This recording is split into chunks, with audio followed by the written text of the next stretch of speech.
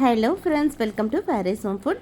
இன்றைக்கி நம்ம வீடியோவில் பார்க்க போகிறது மட்டன் கட்டா குழம்பு தான் எப்படி செய்யலாம்னு சொல்லி தர போகிறேன். கட்டா குழம்புன்றது உருதில் புளி குழம்புன்னு சொல்லுவாங்க. அதாவது வாணியம்பாடியில் ஆம்பூர் சைட்லலாம் உருதுக்காரவங்க மட்டன் போட்டு புளி ஊற்றி மீன் குழம்பு ஸ்டைலில் செய்வாங்க. இந்த மட்டன் கட்டா குழம்பு என் ஃப்ரெண்டு எனக்கு சொல்லிக் கொடுத்தாங்க, நானும் உங்களுக்கு சொல்லித்தரேன். வாங்க இந்த டேஸ்டியான மட்டன் கட்டா குழம்பு எப்படி செய்யலான்னு பார்த்துலாமா? வீடியோக்குள்ளே போய் பார்க்கலாம். மட்டன் கட்டா குழம்பு பண்ணுறதுக்கு ஃபஸ்ட்டு ஒரு 1/4 கிலோ மட்டன் எலும்பு பீஸுமா எப்படின்னாலும் நீங்கள் எடுத்துக்கோங்க.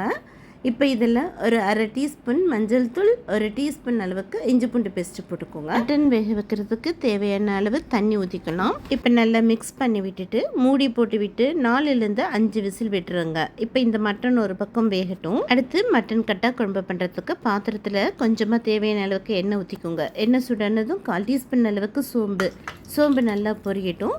சோம்பு பொரிஞ்சதும் கொஞ்சமாக கருவேப்பிலையில் போட்டுக்கோங்க. 2 பச்சை மிளகாவை கீறி போட்டுக்கலாம். பொடியால் நறுக்கின ஒரு பெரிய வெங்காயமும் போட்டுக்கோங்க. வெங்காயத்தையும் போட்டுட்டு நல்லா வதக்கிக்கலாம். வெங்காயம் வதங்கினதும் 1/2 டீஸ்பூன் இஞ்சி பூண்டு பேஸ்ட்டு, பழுத்த தக்காளியாக பெரிய தக்காளியாக இருந்தால் ஒரு தக்காளி போட்டுட்டு தக்காளி நல்லா சாஃப்டாகிற வரைக்கும் வதக்கிக்கோங்க. அடுத்து ஒரு முருங்கைக்காய் அல்லது 2 முருங்கைக்காய் போட்டுக்கலாம். கூடவே 7லேருந்து 8 கத்திரிக்காயும் போட்டுக்கலாம். இது கூடவே உருளைக்கிழங்கு இருந்தாலும் நீங்கள் உருளைக்கிழங்கு கூட போட்டுக்கலாம், சூப்பராக இருக்கும். இப்போ காயை போட்டுட்டு நல்லா சுருள காயை நல்லா வதக்கிக்கோங்க. இப்போ இதில் 1/4 டீஸ்பூன் அளவுக்கு மஞ்சள் தூள், 2 டீஸ்பூன் சக்தி வெறுமிளகாய் தூள் போட்டுக்கிறேன், நல்ல காரமாக இருக்கும். இது கூடவே 2 டீஸ்பூன் மல்லித்தூள் போட்டுக்கலாம். 1 டீஸ்பூன் அளவுக்கு உப்பு போட்டுக்கோங்க. நான் எங்கெல்லாம் காரம் போடுறனோ அங்கே உங்களுக்கு ஏற்ற காரம் நீங்கள் போட்டுக்கோங்க. காரம் கம்மியாக வேணும்னா காரம் கம்மி பண்ணிக்கோங்க.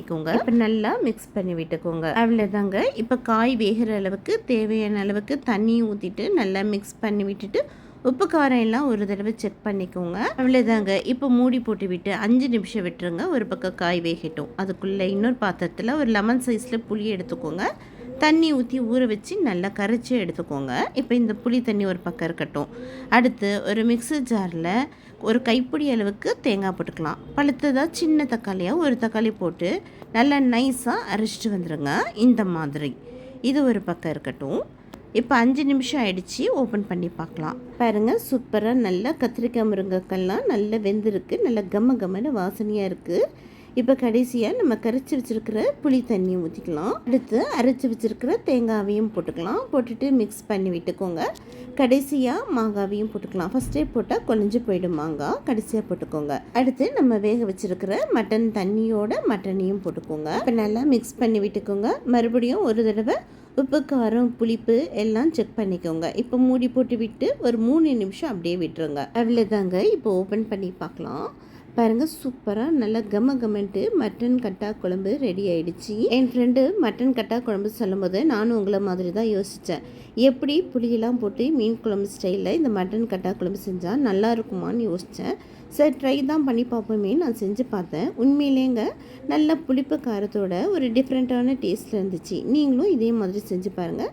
செஞ்சு பார்த்துட்டு எப்படி இருக்குன்னு கமெண்ட் பண்ணுங்கள். இந்த வீடியோ பிடிச்சிருந்ததுன்னா மறக்காமல் லைக் பண்ணுங்கள், ஷேர் பண்ணுங்கள், சப்ஸ்கிரைப் பண்ணுங்கள். தேங்க்யூ ஃபார் வாட்சிங். பபாய்.